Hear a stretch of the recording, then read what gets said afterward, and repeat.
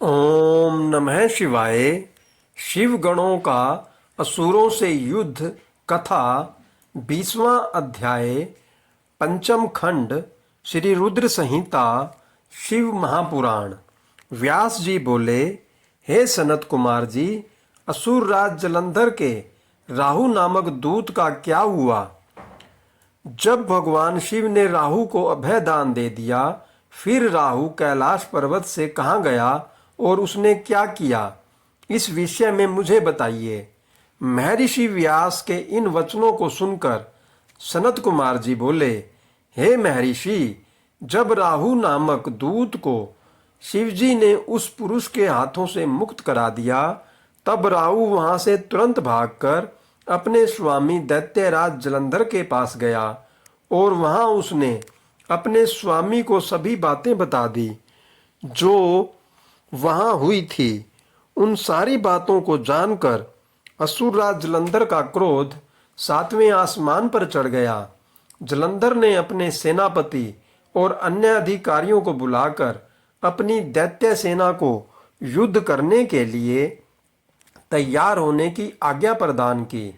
अपने स्वामी की आज्ञा पाकर कालनेमी, शुभ निशुंभ आदि महावीर पराक्रमी दैत्य युद्ध के लिए तैयारी करने लगे। जलंधर की विशाल चतुरंगिणी दैत्य सेना भगवान शिव से युद्ध करने के लिए निकल पड़ी। उस सेना के साथ ही दैत्य गुरु शुक्राचार्य और राहु भी थे। इधर जब देवताओं को ज्ञात हुआ कि जलंधर अपनी सेना को साथ लेकर भगवान शिव से युद्ध करने के लिए निकल पड़ा है, तो देवराज इंद्र शिवजी को अवगत कराने के लिए कैलाश पर्वत पर गए और वहां उन्होंने त्रिलोकीनाथ भगवान शिव को सारी बातें बता दी। इंद्र ने भगवान विष्णु के विषय में भी उन्हें बताया कि भगवान विष्णु भी अपनी पत्नी देवी लक्ष्मी के साथ असुर राज जलंधर के वश में हैं और उसके घर में निवास करते हैं। इसी कारण हम सब देवता विवश हैं। हमें न चाहते हुए भी जलंधर के अधीन होना पड़ा है। भगवान, आप भक्तवत्सल हैं। आप अपने भक्तों की रक्षा कर हमें जलंधर से मुक्ति दिलाएं। उसे मारकर हमारे प्राणों की रक्षा करें। सारी बातें ज्ञात हो जाने पर भगवान शिव ने सर्वप्रथम भगवान श्री हरि विष्णु का स्मरण किया। प्रभु के स्मरण करते ही विष्णु जी वहां तुरंत प्रकट हो गए। उन्हें देखकर शिवजी ने उनसे पूछा, हे विष्णु, मैंने दैत्येंद्र जलंधर का वध करने के लिए भेजा था, फिर तुमने उसका वध क्यों नहीं किया? आप उसके घर में क्यों निवास कर रहे हैं?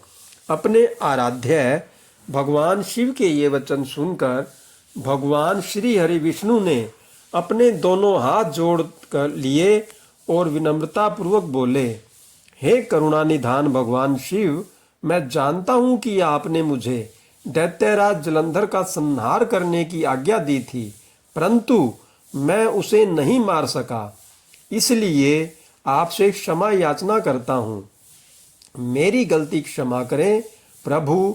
मैंने जलंधर का वध इसलिए नहीं किया क्योंकि जलंधर मेरी प्राणवल्लभा देवी लक्ष्मी का भ्राता है और उसमें आपका अंश भी विद्यमान है। इसलिए उस दैत्य की वीरता से प्रसन्न होकर मैं उसके घर में निवास करता हूँ। भगवान विष्णु के वचनों को सुनकर त्रिलोकीनाथ भगवान शिव हंसने लगे। फिर बोले, देवताओं, तुम सभी सोच और चिंताओं को त्याग दो। तुम्हारी रक्षा के लिए मैं अवश्य ही जलंधर का संहार करूंगा। यह सुनकर सभी देवता निश्चिंत हो गए। इसी समय जलंधर अपनी विशाल सेना साथ लेकर कैलाश पर्वत के निकट पहुंच गया। उसने कैलाश पर्वत को चारों ओर से घेर लिया। उस समय बड़ा कोलाहल होने लगा। यह शोर सुनकर भगवान शिव को क्रोध आ गया। तब उन्होंने अपने गणों को आज्ञा दी कि वे जाकर राक्षसों से युद्ध करें। अपने आराध्य भगवान शिव की आज्ञा पाकर उनके गण युद्ध करने चले गए। शिव गणों और जलंधर की दैत्य सेना में बड़ा भीषण युद्ध होने लगा। शिवगण बड़ी वीरता से दैत्यों से भिड़ गए। उन्होंने कई दैत्यों को पल भर में ही मौत के घाट उतार दिया और सैकड़ों को घायल कर दिया।